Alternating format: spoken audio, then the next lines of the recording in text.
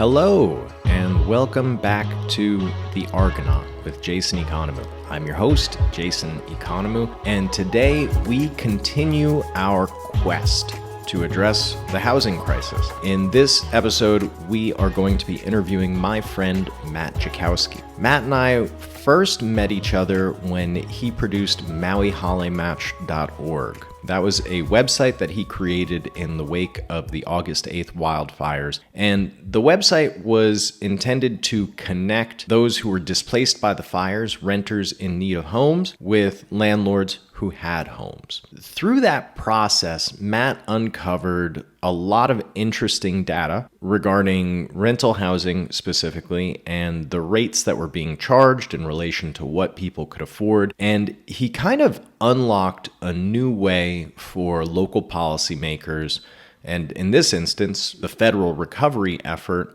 to view Maui's housing market and to understand it. Before this, Matt wasn't involved in housing at all. Matt is a lifelong resident of Maui County, except for his educational stints. He was born and raised on Maui. He's a graduate of Maui High School. He holds a degree in physics and computer science from Stanford University. And he has had a pretty interesting background. He was the tech lead of an algorithmic trading team, and he is the co-founder and CTO of a cloud computing startup. Matt has always been involved in the community. He's been a judge for the Hawaii and Pacific Junior Science and Humanities Symposium, which is a high school STEM research competition for kids from Hawaii, Alaska, American Samoa, and the Pacific Territories. He's also a longtime judge with Maui County's Science and Engineering Fair, and he's a member of his son's school's parent-teacher student organization and an AYSO soccer coach.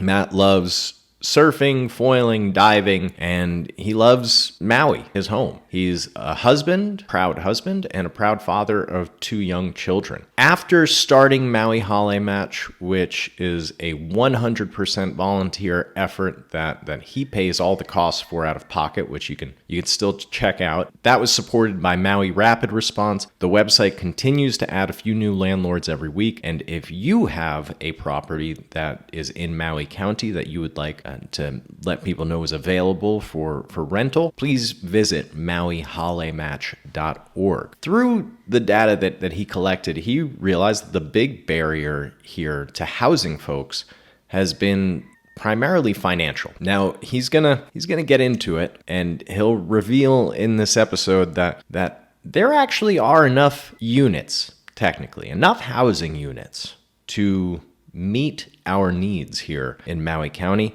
They just aren't the units that were designed for long-term residents. They're vacation rentals.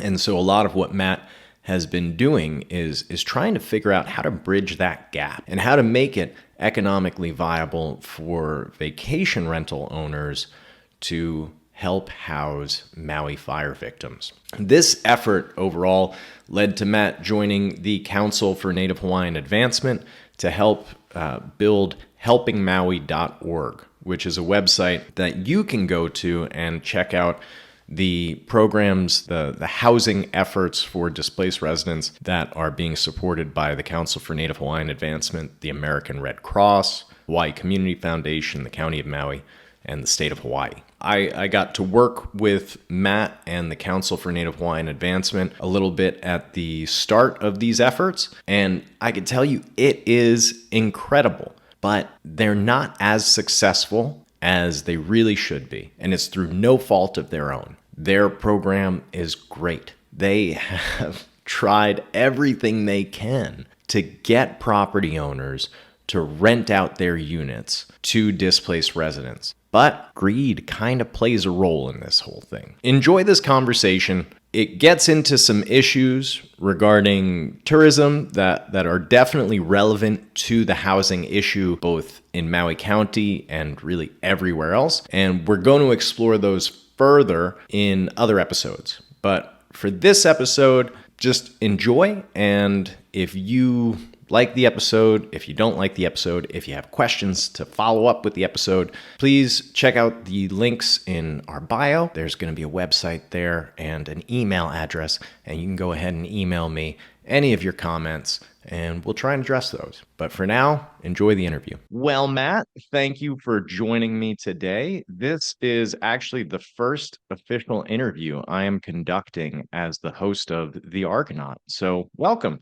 Thank you. Happy to be here. Now, to get started, I did an intro for you at the beginning, but can you just tell the audience real quickly who you are and why you care about the housing issue? I grew up on Maui. I'm a proud public school graduate, Maui High School. Now I'm back here with my family. I have two young kids. Maui's changing. It's been changing before my very eyes. There were some trends that were already happening, and then the fires happened, and just our housing crisis that already existed just accelerated, and it got way worse. Prior to this, I didn't have a particular specific interest in housing. Kind of in the aftermath of the fire, I just wanted to help. And because my background is in computer programming and data analysis, I started looking at data, and housing and housing data became one of the most salient things to look at. And that's kind of the direction I got pulled in. Excellent.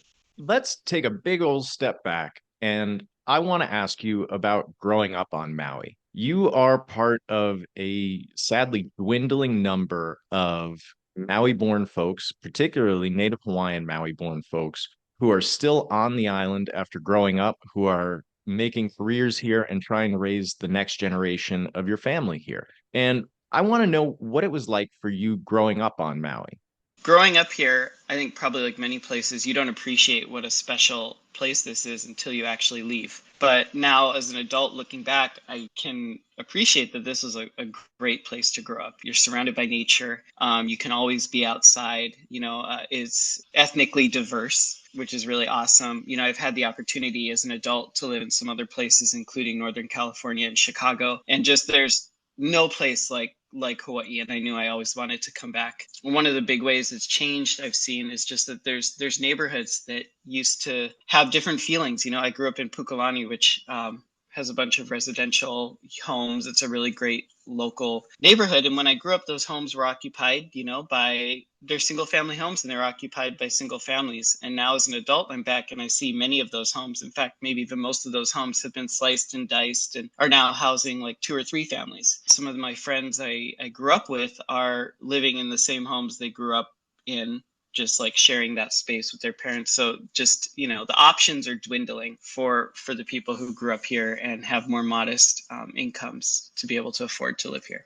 What were your expectations as like a young man? Did you think that you would be able to maybe buy a house here someday or afford a house? Well, I think like most young men, most young people, you kind of just assume you could do whatever you want to do. So I know when I left for college, it was always my plan to come back. I really loved it in Hawaii.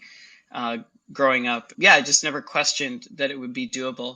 My particular skills, being a computer programmer, a software developer, are in pretty high demand, and the salaries are pretty good. So I can afford to be back here. But I am cognizant of the fact that that's not the position that actually most of my classmates and peers that I grew up with are in. Many of them have left and probably won't come back. They're either on Oahu or on the continent. And then the ones that are here, it's not easy for most of them to afford it. And just for a little bit of context for our audience here, I just want to reference on Maui, the median home price right now is 1.2 million, maybe a little bit above 1.2 million. It has raised over 100% over the past 5 years or so. I think when I first got here back, about 7, 8 years ago, median home price was half of what it is now, and that's just nuts. A condo, the median price for a condo, a multifamily unit, is going to run you upwards of 800,000, close to 900,000, based on the realtor's statistics. So you, though, have really been focusing on rents. What does the rental picture look like for Maui County? For one of your classmates, if they're looking for a 2 bedroom spot to rent, what are they looking to pay?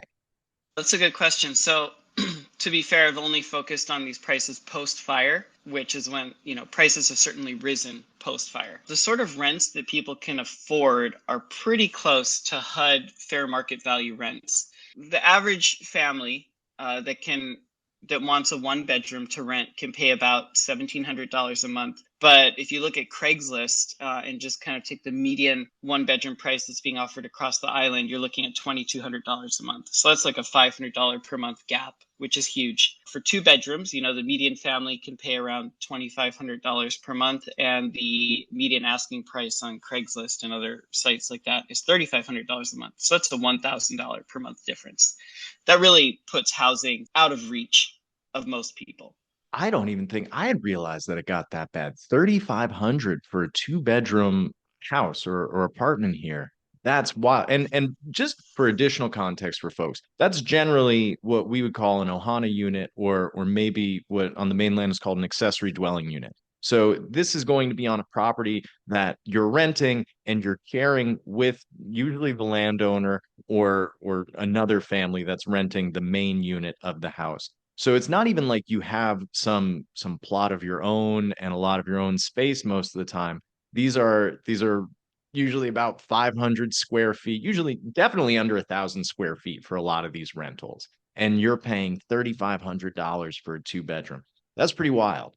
It is. And, part of the reason why this happens is because of our housing supply. So if you look at the public property tax records, if you are an owner doing a long-term rental, you can qualify for lower property taxes. And that makes sense. So if you look at the property taxes and see how many properties are registered as long-term rentals for Maui County, last year, so pre-fire, there were only about 2,500 long-term rentals on Maui, according to the property tax records. That's not nearly enough for the number of people we have. I mean, just for context, right? The number of households that were displaced by the Lahaina fire, just Lahaina, was over 3,000 households. So you already had a housing crisis where we didn't have enough rental units. And then you immediately added 3,000 plus additional families who needed to find rental units. And our housing supply before the fire for rentals was just 2,500 units to begin with. So, it's not a good picture. Yeah, I think if I recall correctly, Maui did this comprehensive affordable housing plan a couple years back, and they were saying that we needed something like 5,000 units within 5 years and really 10,000 units overall. And you just mentioned that 3,000 additional families were displaced due to the wildfires that occurred on August 8th. I don't think we were making real headway on those 5,000 housing units to begin with, and now we're even further behind. What are the challenges that we're seeing to getting these units? Do you know? I mean, maybe you can go into it. Yeah, yeah. So again, with the caveat that I'm new to the housing space within the past few months, but what I see is that basically Maui has a huge number of short-term rentals that, and many of these short-term rentals, due to like the history of how Maui County developed, are in areas that are intended to be zoned residential. That's a major problem, right? I think compared to the other islands, Maui has more short-term rentals per capita than any other island. And just having so many units dedicated to short-term rentals means we have fewer units dedicated to long-term rentals, or even just residential housing, owner-occupied housing. But that being said, some of the other issues, because there's been a lot of talk about building in the wake of the fire, and that was even being just, that was kind of the main way to add units prior to the fire as well. The issue there is largely getting access to water, especially in places like West Maui and South Maui. Water is one of the biggest limiting factors for building. I think water is definitely probably the factor. And just to get a little more nuanced with that, I think it's a combination of both potable water and wastewater. A lot of people don't realize how big of a problem wastewater is. And I think it's one of those issues that's compounded by the fact that we're on an island and it's a relatively small landmass. You can't really dig easily in volcanic rock from what I understand. So it's difficult to do major infrastructure projects. So for a long time, we relied on cesspools, septic tanks, and sewage treatment plants that had injection wells. The problem with the cesspools is that they leach into the ground, and that ultimately gets into our groundwater. And if we don't have fresh groundwater, clean groundwater, then we don't have potable water. So that's one limiting factor with that. We know that septic tanks aren't ideal either, because those tend to have leakage or seepage sometimes. They fill up, you still need to pump them and do something with the wastewater. And on a lot of properties, they're difficult to install, maintain, or remove if need be, especially some of our older properties, like Makawao, upcountry, where the house is pretty much on top of where the cesspool was and where you would need to put a septic tank. Everybody needs to convert to septic that has a cesspool by 2050, I think is the date, and Yeah, nobody's really that's right. making any headway on that. We do have sewer in some more densely populated areas, but that also takes sewage treatment plants. So just for context here in central Maui, I don't think anybody's going to really be able to build housing and connect it to our sewer system until like 2029, when we're expected to get a new sewage treatment plant.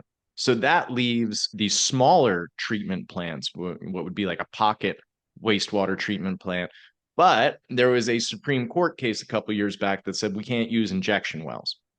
So if you're not using an injection well to shoot the water down into the ground and have it go back into your potable water supplies or into the reef, the reason we can't use the injection wells is because we found out that it was polluting the reefs and killing off the reef. So now we need to double our infrastructure to reuse the water that gets treated, which is a much smarter thing to do, because that's a resource that we're just letting go to waste if we're just shooting it into the ground and polluting the reefs. But when we don't have the money to really develop infrastructure for housing to begin with, adding infrastructure for wastewater reuse is a lot less appealing, because that's going to take the money that we would otherwise want to put towards housing. So just I wanted to add that in as a little extra flavor for the audience to understand just how complex this issue is. And then you nailed it, where West Maui in particular, they've had restrictions on water use because they just don't have as much access in their aquifers to fresh water, is my understanding. Yeah. Yeah, and I'm not the expert on this, but there's a whole history also of water rights being controlled by large corporations, right? That stemmed from our agricultural days, and fights over water access between especially Native Hawaiians and these large corporations. So water is a really thorny issue, and it has really emerged as being the single largest factor blocking the ability to rapidly build on Maui. And I think there are a few other factors. The infrastructure factor, I mean, that plays into water. But when I say infrastructure, I mean the roadways, I mean the water, the electric, all of the stuff that you need to go to a house in order for a house to really be livable. To extend that stuff, it costs a lot of money. And we haven't done a great job of planning for the future here on Maui, I think is one of the big issues. And oftentimes, when a project comes up, we realize that the government's probably not going to have the money to expend on that infrastructure. So we tend to put that requirement onto the developers. And that just drives up the cost of development. And then one of the other factors that I've seen is you get a lot of folks who come out, and they're commonly referred to as the NIMBYs, the not in my backyard group, who you'll hear it all the time. We're in favor of affordable housing. This is a good project, just not here, just not in this location. And then they have a slew of issues that often relate to either environment or infrastructure. Developing here, we don't have enough road space. It'll cause traffic. It'll be dangerous. It'll cause runoff, which are all reasonable concerns. But like you were talking about earlier, how many of your classmates, I mean, I know you don't have an actual number, but have a lot of them had to relocate? This is a multifaceted issue, right? Because there's a jobs issue too. A lot of them do live off island, whether it's on Oahu or on the continent. Some of that is due to there being more jobs available in different industries, and certainly some amount of that is due to the cost of living being lower. For the most part, my friends who did stay are employed in some fashion related to the tourism industry. Most jobs on Maui are somehow tied to the tourism industry. A lot of those jobs don't pay enough for people to afford to live here. So then they end up crowding into multi-generational homes or leaving. It's a very popular option to move to places like Las Vegas or Texas or Washington or things like that. And it certainly happens, and it's certainly accelerating in the wake of the fires. Is it more common now to see your friends or just, yeah, your friends and their families doubling up, tripling up, quadrupling up in homes than when you were a kid? Because I know that Maui has always had a culture of living multi-generational households. That's why we call accessory dwelling units Ohana units, because that's where your family can live and stay. But what is that more common now? I can't say I had the best awareness as a kid of how people were living, but I can just say, based on my old neighborhood that I grew up in, most of the homes when I grew up, most of the homes were occupied by single families. And now when I go back, most of the homes are occupied by 2 or 3 families. So that to me just says it all right there. People are doubling up and tripling up to afford it. And one of the interesting aspects of that is that I don't think our zoning would really allow that. I live in one of these older neighborhoods, and each lot is like 6,000 square feet. And according to Maui zoning regulations, you're allowed one house and one accessory dwelling unit on a lot that size. And I know plenty of houses that have way more than 2 units on them, and they got a lot of families living there. And that's I think that there's something beautiful about community working together and kind of shirking the rules that don't serve the community by making space for folks to continue living there. But it really infuriates me because clearly our regulations aren't working. Clearly, we don't want to enforce them because that's the only way we can keep our working class here by allowing that housing to exist. But you mentioned something before about the number of short-term rentals that we have here. So I want to take a big step back. Now, you mentioned before that you were not a housing guy. You weren't interested in the housing issue that much at all. You're a data guy. What got you into this housing world? Because you're kind of an important player right now in this recovery effort with your knowledge of housing. And so how did that happen? When the fires happened, my family, we're lucky enough to have a family home in Paia in addition to the home we live in Haiku. And, it'd be a place where all of our extended family who live on the mainland now would come and have a place to stay without having to pay exorbitant, short-term rental prices when they came to visit. But we knew right away we had to house a displaced family. It actually took us over a week to find a family that was a good fit for the property because the place was near an elementary school. We were really trying to get a family with young kids that could take advantage of the elementary school. And based on that experience of really wanting to do the right thing and provide housing to people, but not having an easy time to do that, I thought there's a better way to do this. And so I built a website called Maui Hale Match, which was just a way for people displaced by the fires to register their housing needs, and then local landlords and owners to list properties directly to them to help them find long-term housing. And that is what led me down this rabbit hole. I started collecting a lot of data on the housing needs of our displaced families. I was collecting data on what kind of housing these owners and landlords could offer. Actually, most interesting was kind of the lack of data on how much housing there was, because there weren't that many landlords and owners who were stepping up to offer housing. So that led me down this rabbit hole of looking at county property tax records, which are public for anyone to see. And there you start to see the short-term rental issue. So like I talked about, Maui, at least last year, only had about 2,500 long-term rentals. The number of short-term rentals, though, was 12,000, over 12,000 short-term rentals. And that's like a pretty jarring contrast And add to that the number of second homes, which is also over 12,000 second homes on Maui. So homes that are not the primary residences of the people who live here. And just seeing these numbers kind of started to make a lot of my personal experiences make sense. I've lived here back here as an adult now for 6 years, over 6 years. And the sorts of people you see buying homes, they're not the locals who've grown up here. They're not the children of locals who've grown up here. They're transplants from the mainland who, many of them can work remotely. Many of them can actually, work remotely in tech careers like I have, and they can afford to come here and they can pay prices that most other people can't pay. You see people buying second homes so that they can come visit more conveniently. And the data just really like resonated with me from seeing what I had seen more anecdotally as a resident here. That's wild. You just said that we've got roughly 24,000 homes that ostensibly are not being used as primary residences and probably not being used as long-term rentals. Yeah. And I mean, we've got there's to, certainly some that are misclassified. There's some people who don't go through the hassle of changing their property tax regime when they do it. But to the first order, right? These numbers are correct.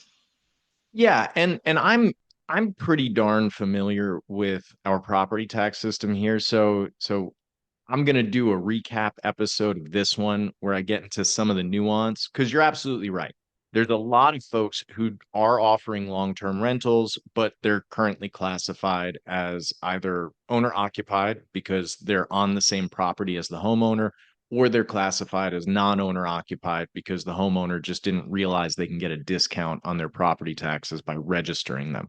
Or in order to register as a long-term rental, you need to have a year-long lease in Maui County. So a lot of folks like to do 6-month leases, which is the minimum that you could do in Hawaii to be long-term. And so they stay non-owner occupied. So we'll get into the nuance there, but let's just say, for argument's sake, that of those non-owner occupied properties and those short-term rental classified properties, of that mass of roughly 24,000 that you were talking about, probably I think it's pretty safe to say that half of them probably do belong in those respective categories. So why I'm going to ask you to play devil's advocate here because I know that you think those properties, those short-term rentals and second homes, what would you like to see happen with them? I don't want to speak for you. What would you like to see? Well, I mean, obviously tourism is a really important industry here. And I don't think you can say get rid of all short-term rentals. But I do think that we have too many short-term rentals. I think that the balance of both short-term rentals and second homes versus the number of owner-occupied and long-term rentals we have here is out of whack. I think this is the job of especially our county government to incentivize the right sort of behavior. And I think the sort of incentives we've had over the past few decades have led to a situation where our housing supply is not meeting, the needs of the people who live here. There are people calling for blanket bans on short-term rentals or certain subsets of short-term rentals. And I think there is actually like a place to ban some amount of them. You certainly can't get rid of all of them for economic reasons. And then there's a whole legal thicket of issues, right? With this that I'm not an expert on because I'm not a lawyer, but the balance is out of whack. We should not have so many short-term rentals and empty second homes with the raging housing crisis that we have. We should be putting all that effort we can into building new units, but the reality is we cannot build enough new units fast enough. And so we need to somehow take advantage of the units we already have to house the people that need to be here. You where you left off with explaining your career and how you got involved in housing, you said that you put together the Maui Hale Match website. Is that website still active? Yeah, it's still active. I would say that when I first launched it, it was getting more activity, helping people find housing, connecting landlords and displaced families. In I would say about the past month or so, there's been a real big effort by both FEMA, the state, and also the Council for Native Hawaiian Advancement to house more people with financial assistance programs. So a lot of especially the landlord interest has shifted to those programs because they can get some financial support to house people, which I think is great. Maui Hale Match is just my project that I did out of pocket, and I didn't have money to give people rental assistance through the platform. So yeah, at the end of the day, I don't care whether people find housing through my website or through Craigslist or through FEMA or whoever. I just want people to find housing. But yeah, my site is still active, and we still have people signing up every week on both sides of the equation, the renter side and the landlord side. And I'm hoping it's helping people. I'll keep supporting the site as long as it is. Now, in addition to the site that you made and are still operating, what else are you doing to help with the housing crisis right now? Because of like the kind of unique data insights I was getting from running this housing platform, I started to get some time with our leaders who were trying to deal with the housing crisis, especially coming out of the fire. And I ended up being hired by the Council for Native Hawaiian Advancement to help them on housing. Council for Native Hawaiian Advancement is one of the largest nonprofits in Hawaii, and they're pretty involved with fire relief efforts. So now I work for them as their director of data and technology. My very first project was to really encourage them to try to get into the game of helping to house more families, which they were already working on. But I think with the data, they were able to kind of focus the efforts a little bit more. So that project can be found at helpingmaui.org, where we're asking both survivors to sign up, where we'll house them if we can find housing that matches their needs, and then owners, where they can sign up, and potentially there's ways to bring financial assistance into the picture to help the renters afford their units. Cool. So what are those programs? Like how do they work? It's actually pretty complicated. People who got displaced by the fire who registered with FEMA, many of them will qualify for FEMA rental assistance. The real challenge with that is you cannot get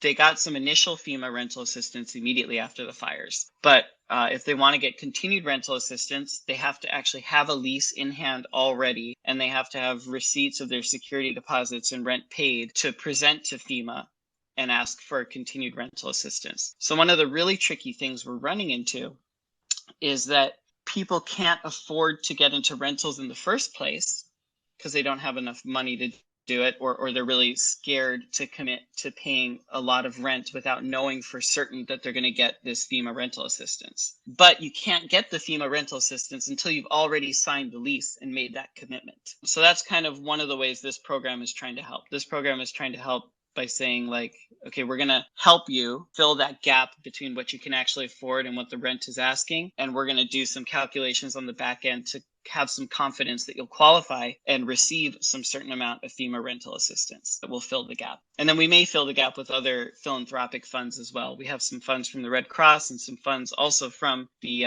Council for Native Hawaiian Advancement's own funds that they collected in the wake of the fire. It's very complicated, and it's really hard because even us trying to estimate how much FEMA rental assistance families will get, that's an imperfect process, and it's not guaranteed that the families are going to get that rental assistance. So we are taking on risk by running this program because there's a possibility that we house a family and then for whatever reason they don't get the FEMA rental assistance, or that FEMA rental assistance comes in at a lower rate than we were all projecting. So it's incredibly difficult. Now, last time we spoke before this interview, I think you were still working on trying to get short-term rental owners to convert to long-term rentals for the displaced Maui residents that were impacted by the fire. How's that effort going? Yeah, I actually think we've seen quite a big uptake in interest from the owners. This is for a few reasons. Obviously, you know about this, but the county passed a bill that reduces property taxes to zero if you rent to a fire survivor. And that reduction is for 18 months, if you register it by the end of this month, which is in a few days. At the same time, the governor has been really vocal about asking short-term rental owners to convert. And FEMA themselves, who have direct lease program where they rent properties and then place survivors into them, they've been working really hard to get the short-term rental owners on board. So yeah, we're seeing quite a few people step up and show interest. As before, the issue is still price. The prices, short-term rentals aren't meant to be affordable long-term rentals. Like Mm. they make a lot of money for their owners. When we're trying to convert them into long-term rentals, the rental prices we're looking at are just so high. And because of limited philanthropic dollars available, it's a real balancing act to choose the units that are at the right prices to make that money go as far as possible. Can you give us an example of what you mean when you say the prices are just so high? Because we were talking about a two-bedroom going for 3,500 as Yeah. being pretty high just on the regular market. So what is so high compared to that? The going rate right now, and this has kind of maybe been artificially set by the governor, but the governor made an announcement that the state thought that we should be willing to pay $5,000 for a one bedroom, $7,000 for a two bedroom, and $9,000 for a three bedroom unit in West Maui specifically, which is where most of our families want to live. And actually, unfortunately, where we have the most expensive short term rental units. So those are kind of the baseline rates. FEMA is paying rates around that. To make matters worse, a lot of these units also have very high HOA fees and often high utility costs as well. This was just in Civil Beat yesterday, so I can talk about it. But FEMA's going in and paying baseline rates around what I talked about, and then also paying HOA fees and utilities. Wow. So so all in, right? You're talking about like higher than those numbers for each of those units. These prices are supposed to be specific to West Maui, but they're definitely inflating prices in South Maui and in other parts of the island. And there is no doubt that many owners who sign up for this program are making more money than they were making with short-term renters. I don't know that that's a good thing. That's certainly not something I would have wanted to do at the outset, was to pay more money than they were making from short-term renters. But that's the situation we're in now. I've actually done analysis of Airbnb data on how much money short-term rental owners typically make in a year. Those rates that were set by the governor before, the 5,000, 7,000, 9,000 for one, two, and three bedroom units, those were already higher than the median equivalent rents that these owners were making on Airbnb prior to the fire. Now you add in the HO fees and all this other stuff, and we're much higher than the median STR owner was making pre-fire from short-term rentals. So, not a great situation. On the other side of the coin, we also have to house people and get them out of hotels. I am worried about what the future looks like with inflation and stuff. I don't know. That was a long rambling answer. That was exactly the answer to the question that I asked. I think the term for what you're seeing is called disaster capitalism. It's Yeah. it's profiteering in large part. That's wild. They're paying the HOA fees too. I hadn't realized that they were picking up that cost between the taxes, the HOA fees, and Oh, then yeah. The taxes are the other part, right? That aren't really being like accounted for when we're talking about these rentals, because the owners are also saving money on the taxes on the because back that end. tax classification, the short-term rental tax classification is, I think maybe the second highest or third highest tax rate in the county. And those Yeah. short-term rentals are assessed at pretty high values. So if you're paying one of the highest tax rates per $1,000 at one of the highest assessments in the area, that's a significant portion of revenue for the county that's going missing while also staying in their pockets. And Yeah. and then the HOA fees are significant, but the rents on top of that. So nobody's this isn't really as humanitarian as a move as some folks might think. No, and I will say, trying to make this happen, trying to be one of the people working on one of these programs, it's been pretty discouraging to see how nakedly motivated by money some people are. That is not everybody, right? Especially the folks coming to Maui Hale Match. They tend to be locals, and many of them are just trying to help, and some of them are offering below market rents and trying to help. But especially in this STR world, where STRs are large, many of them are investments for people. People are really treating them as such and trying to maximize the amount of money they can get from their investments. And as a community member who lives here, who is just trying to help, it's kind of sometimes it makes you lose your faith in humanity to see the greed that's involved. And I think it makes this whole scenario really complicated because it compounds a much older issue, which is the role of tourism in Maui's economy and really Hawaii's economy. And that's something that I need to do a different series on because that's a whole world unto itself. We as a community made a very conscious choice to pivot to tourism from agriculture in the past. And we thought we were putting in certain safeguards trying to geographically limit the impact of tourism, but it has consumed a large part of our economy. And from what you've explained, it's actually consumed a large part of our infrastructure and housing inventory. And so that's where we get into this really dangerous territory where we need tourism for, like I mentioned, for the tax revenue, the jobs, just everything else. But because of how popular and important tourism is, it's gobbled up the housing that might go towards the folks that tourism necessitates to keep this engine running. So the term extractive comes up a lot, and this is one of those examples as to how it can be extractive because it's using infrastructure, it's using housing, and that's causing folks to have to leave and sacrifice who are supposed to be the beneficiaries of this industry. Exactly. Yeah. Just what you said, right? Like we should have jobs here for the people who want to live here, who have ties here, so they can survive and be here. But it's kind of working the other way around, right? It's like these industries are here and they're the kings and they need workers. They'll get those workers however they want, but there's not really like a huge concern for the priority is flipped. You know, it's industry first, people second, but it should be the other way. It should The be wild community and thing, people first. absolutely. I agree because without the community is what makes Maui special. It's the people that make Maui special. If somebody books a Maui vacation and they spend, a ton of money, and then they come here and it's all just transplants from the mainland, wealthy transplants from the mainland, it's not the same experience. Even the folks that come to Maui and only stay at the resorts, the large appeal of the resorts, as I see it, right now is that they integrate cultural aspects and cultural education. If you go to any of the Maui resorts, there's going to be a certain bit of, kitschy Hawaiiana that goes on. But there's also cultural practitioners who make good money being a part of that resort. And that's sort of the highlight of it.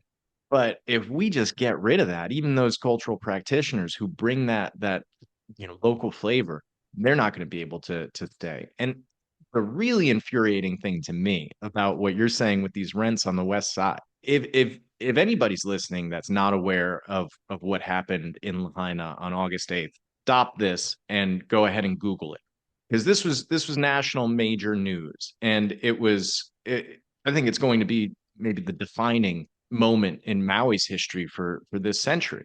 I was growing up in New York during 9/11, and this might be a controversial thing to say, but to me, Lahaina, the loss of Lahaina was it's possibly more impactful for this community.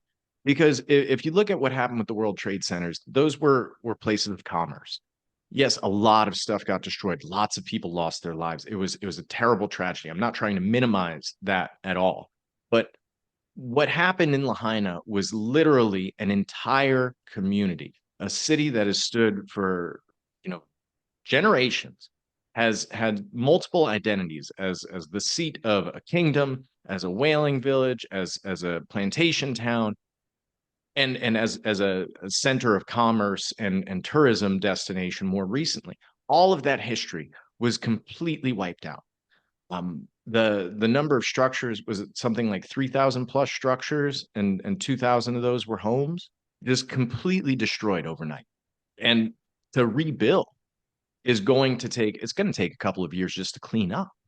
And then to put in infrastructure and to rebuild, we're talking about a very long-term process. I think upwards of 80% of all of the properties there were either underinsured or uninsured.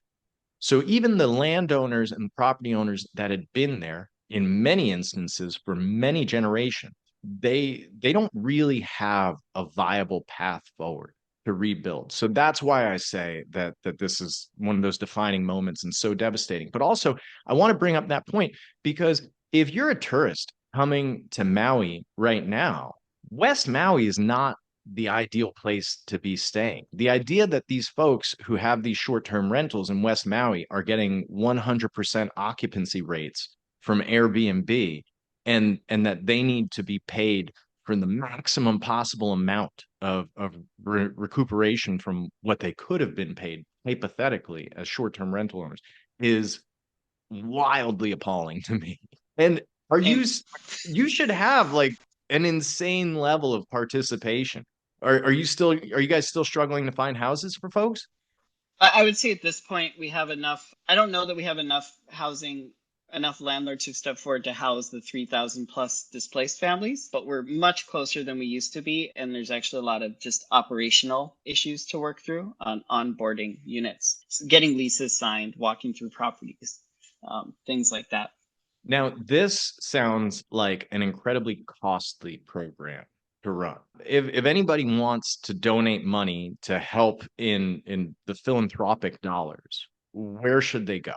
So the Council for Native Hawaiian Advancement has a Kako'o Maui Fund. Kako'o is the Hawaiian word for help. So money donated to that will definitely help this effort. And then the Hawaii Community Foundation, they've received the most amount of philanthropic donations to help with the wildfire. And they've done a very good job of deploying those dollars to the places where it needs to be. They support our program as well as other very important programs that are helping the Lahaina families. So those would be my top two recommendations. Excellent. I'll put links to those with the show.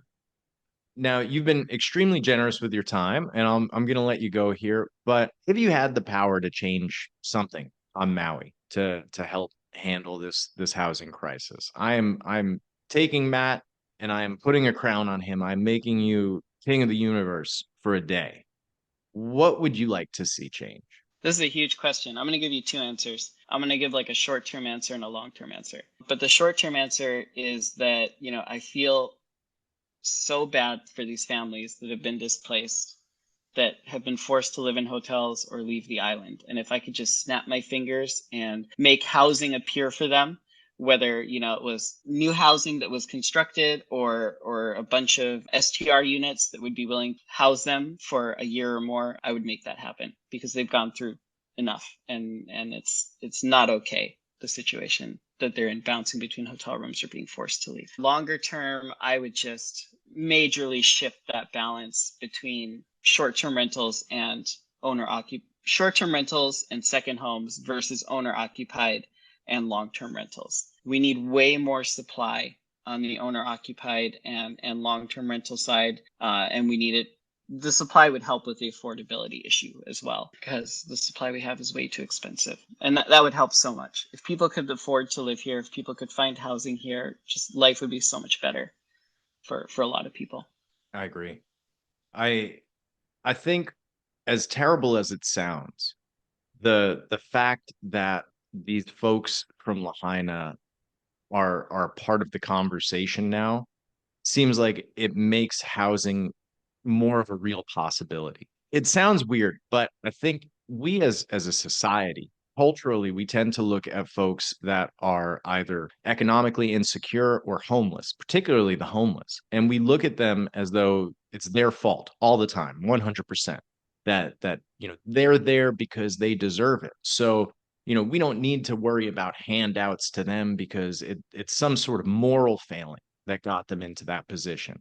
I don't think we consciously do that as a society, but I think it tends to just come up in our thinking and it's an unconscious bias.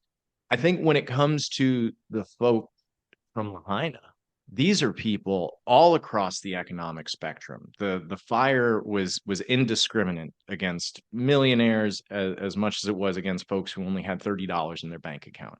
It wiped out everything. And there's so many folks that we all know that were directly impacted either by losing their housing or by losing their jobs, that it strips away a lot of this unconscious bias that we've convinced ourselves that we don't have to do anything because, oh, well, it's probably some moral failing that got these folks in this situation. That's gone. With these Lahaina folks, You can't say that. And I'm thankful that you can't say that, because I am so sick of that cop out.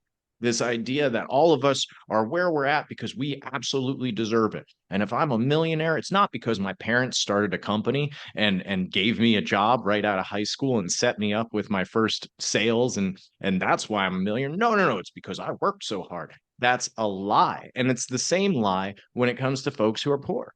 Granted, in some situations, in a lot of situations, it is undeniable that our actions bring us to the places we are in life. But there's a lot of other situations where if you were never taught anything about finances, you were never taught the importance of education, you were never taught that you could be something more than you start out as, then how could you possibly be expected to rise up in this world? And and Matt, I am just so thankful that folks like you are around, where I was talking to you back when you started Maui Hale Match, and yeah, man, you weren't getting paid for it, and you are absolutely brilliant. And I'm so glad that brilliant folks like you are stepping up, re-entering their community, trying to make a difference that'll actually help folks. So I just want to say thank you. I think you're one of my Argonauts, man. You're a hero as far as I'm concerned. So thank you so much for giving me your time and for giving this community the work that you've put in. Yeah, mahalo, Jason. I appreciate you, and you're doing some really great stuff too. You've been really involved with the community, so since before the fires. So thank you for all of that. All right. Well, I'll talk to you soon, friend. All right, bye.